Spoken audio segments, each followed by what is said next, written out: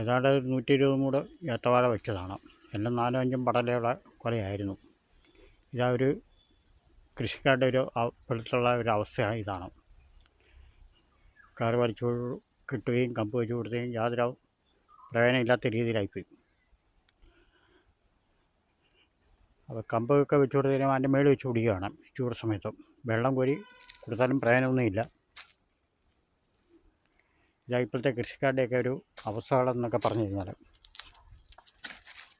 കണ്ടോ, ഏതാണ്ട് എല്ലാം ഓരോ ദിവസം 2, 3, 4 വീതം കുടിക്കുക.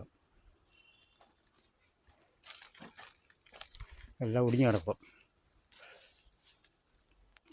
ഇപ്പോൾ ഉള്ള കൃഷിക്കാരുടെയൊക്കെ ഒരു അവസ്ഥകളൊക്കെ ഇങ്ങനെയൊക്കെയാണ്.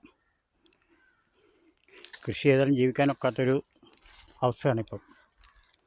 ഇത് കൃഷിക്കാർക്ക് സർക്കാരിൽ നിന്നൊരു ആനുകൂല്യങ്ങളില്ല.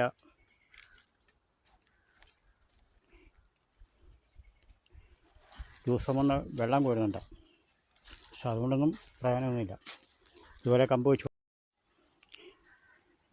വെച്ച് കെട്ടും, കയറ് വെച്ച് കെട്ടും. യാതൊരു പ്രയോജനമില്ലാത്തൊരു അവസ്ഥയിലേക്കാണ് നീങ്ങിക്കൊണ്ടിരിക്കുന്നത്.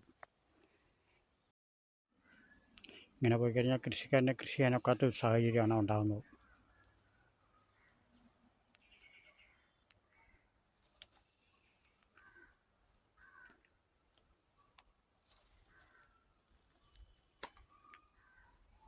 ഉണ്ടാവും മൊത്തം ഒടിഞ്ഞ് തരിപ്പനായി കിടക്കുക.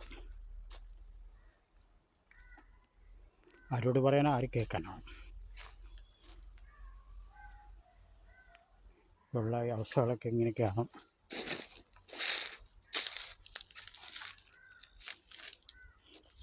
ഇത് എൻ്റെ മാത്രമല്ല, ഓരോ കൃഷിക്കാരൻ്റെ ഒരു അവസ്ഥയാണിത്.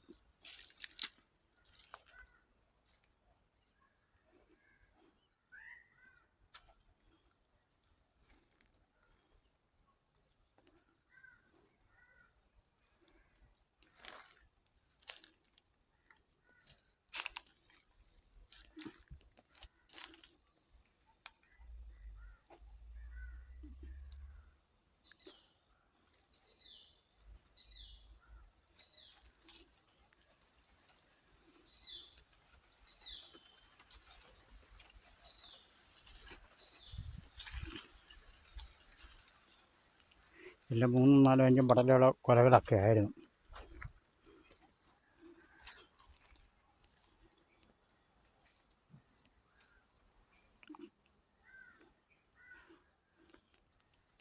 ഓരോ കൃഷിക്കാരൻ്റെ അവസ്ഥ ഈ രീതിയിലാണ് മുന്നോട്ട് പോയിക്കൊണ്ടിരിക്കുന്നത്.